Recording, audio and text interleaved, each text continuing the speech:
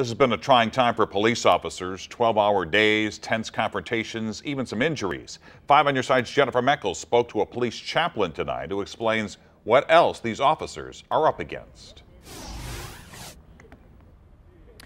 Good evening, Mike. Well, Byron Watson spent 3 decades in law enforcement, where he eventually retired as a sergeant. He also served on the Ferguson Commission, and now he is a local police chaplain. And he said this has been a very tough couple of days for our officers in this city. It's not easy for their families. It's not easy for them. It's long hours they're working. In the past few days of protests and sometimes violence, it takes its toll. It takes its toll on our officers. Have been busy for Byron Watson, too.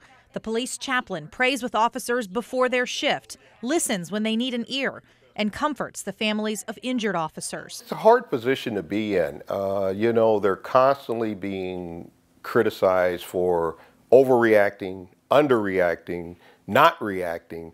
If they make an arrest, they were too brutal. If they didn't make an arrest, they were too weak. He served on the Ferguson Commission and sees some similarities between the unrest then and the response now to the Stockley case. Both sides have a lot of good ideas, and they both have some pretty good complaints. Watson is troubled by the insults directed toward officers during tense moments on the streets. They just want to know, why people hate them.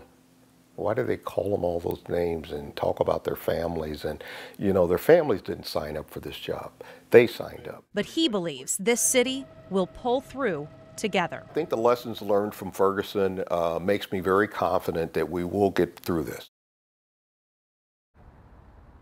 Now, again, he served on the Ferguson Commission, and he said he has seen some positive changes coming through the city of St. Louis since Ferguson happened.